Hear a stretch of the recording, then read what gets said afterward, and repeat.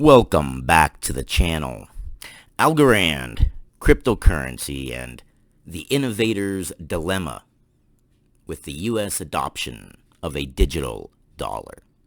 There is a catch-22 when there is the big boy on the block, the United States dollar, and all the institutions that have made it big off the United States dollar, and the adoption of cryptocurrency. If they adopt cryptocurrency, they are literally throwing away the very thing that got them to where they are. So they have a choice. They can either join the future and adopt cryptocurrency, or they can fight the future and become the past. So let's read this. This is from Brookings.edu. The Innovators Dilemma and U.S. Adoption of a Digital Dollar. The global currency market is facing a digital disruption. Consumers around the world are flocking to cryptocurrencies, ushering in a more decentralized era in global finance. And it is a brand new era. We've had the Industrial Revolution. Now we have the Financial Revolution.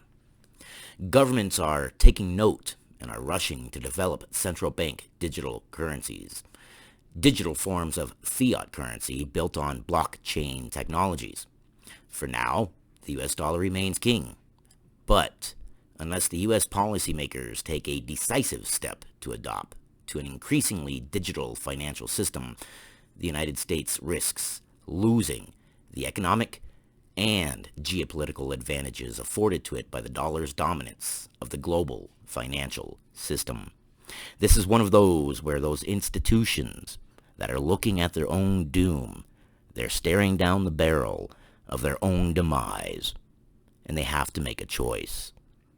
Do they fear the future and fight it?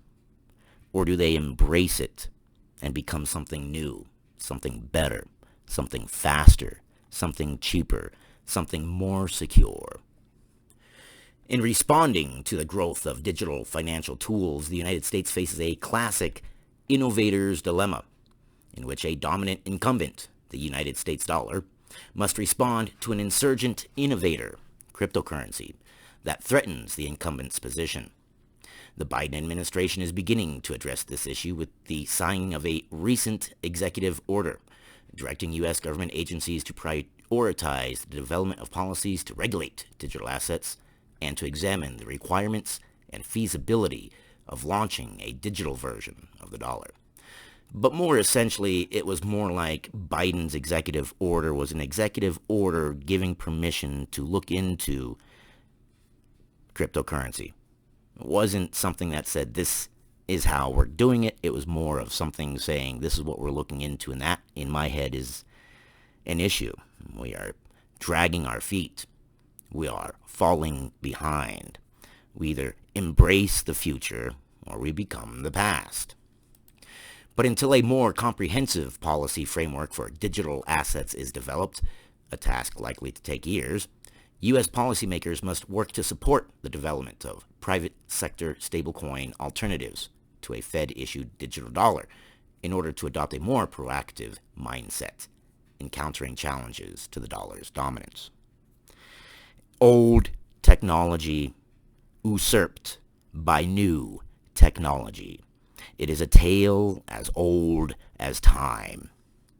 Phones are a wonderful example.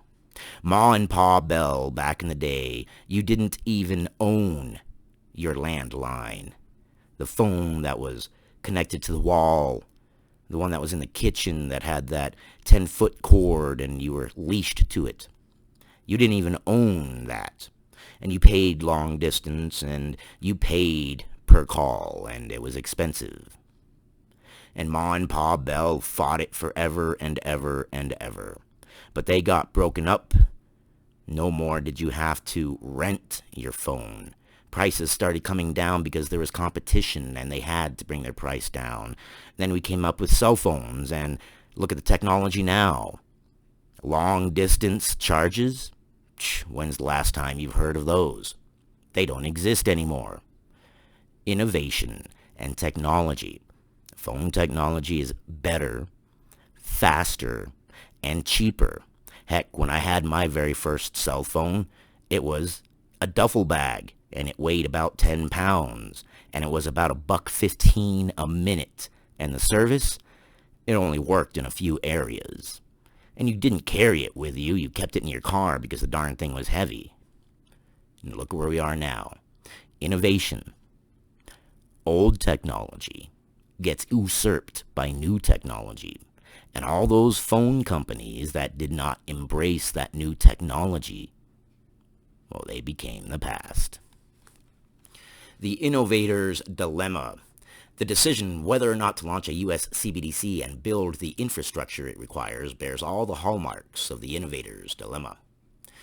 The business scholar Clayton Christensen's framework for understanding the difficult choices facing incumbents responding to disruptive technologies. Applying Christensen's framework to Washington's decision to launch a CBDC, the Innovators Dilemma facing the U.S. policymakers can be described like this. A dominant incumbent, the U.S. dollar, garners the lion's share of industry profits and benefits, but only incrementally innovates. Examples, SWIFT and FedNow infrastructure upgrades to meet customer needs. And why would they spend the money to upgrade? Because they've got the lion's share. They've got us all held hostage. When there's no competition against you, why would you innovate? There's no reason to. You have no competition. Once there's competition, then you must innovate or you fail. Meanwhile, insurgent innovators, example, digital currencies, stablecoin, decentralized payment networks, ALGORAND, enter the market using new technologies, example, blockchain, and experience rapid adoption due to a superior value proposition, meaning they're faster transactions, lower costs, privacy, flexibility, bank by device, meaning you don't have to go to a bank, you can bank using your phone. But they face a chasm before mass-scale adoption. In this case, digital currencies' biggest chasm is, well, people don't understand it. They don't know how it works, and it seems kind of scary. It's kind of like back in the day when digital, I don't want to call them digital, when credit cards came out. There we go. It's basically digital money, and credit cards were out, and it was like, what is this magic card? How do I get my money on this magic card that you call a credit card? What is a credit card? What is a debit card? And you're going to magically tell me that this computer can pull money out using just this card? Well, that's weird, but you know what?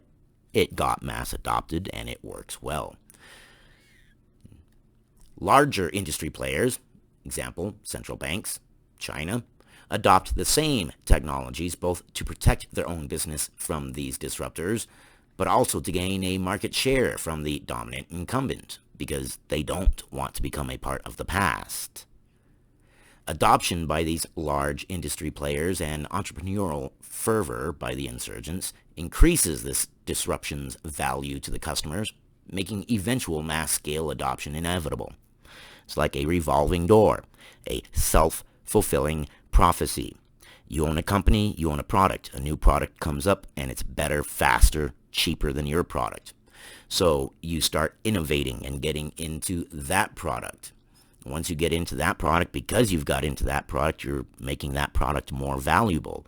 Because you're making that product more valuable, you're making other companies that are in that product also have to innovate with that product, thereby making the product even more valuable, making more companies look at it like we either get on board or we get off and we go home.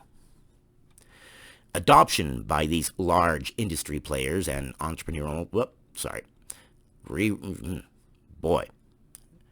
the dominant incumbent now faces a hard choice, whether to adopt or fight against these disruptive technologies, and, if adopting, how to do so effectively. Alternatives to SWIFT and the US dollar are coming from two directions: cryptocurrencies and central bank digital currencies. Cryptos are a form of payment that can circulate without the need for a central monetary authority such as a government or bank, and are created using a distributed ledger technologies and cryptographic techniques that enable people to buy, sell, or trade them securely and in a decentralized way. All that is the future. All that is bright.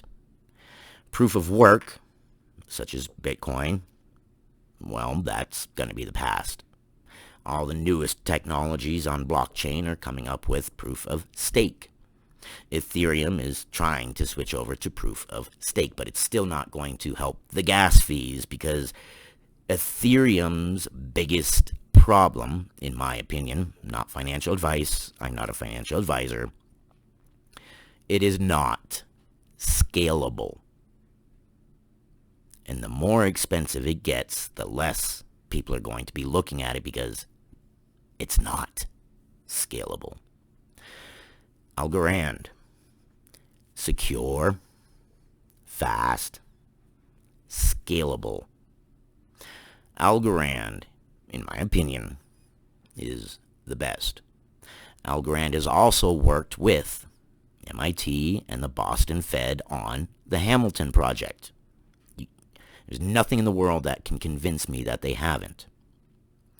The Boston Fed went to MIT to test the Hamilton project, the United States Central Bank digital currency, and had astounding success. Now look at it this way. You own a coffee company. Someone comes in and they're exploring the world's best coffee. How do we make it? We want to make a brand that sells the world's best coffee. And they come to your house to study it. Are you going to serve them Folgers? Are you going to serve them whatever store brand of coffee you have and start from there? No. You're going to start with your house coffee. The one that gives you your pride. Hey, this coffee was made right here. Why don't we build on this? ALGORAND was Silvio Macaulay's baby. Silvio Macaulay is from MIT. So why would MIT not have that pride and say, hey, we have something that you can start with right here. You don't have to start from scratch. Start with ALGORAND. I thank you for your time. I want to be a part of the future. I want you to be a part of the future. You're amazing. You've got patience. You're smart. I will see you guys on the next one.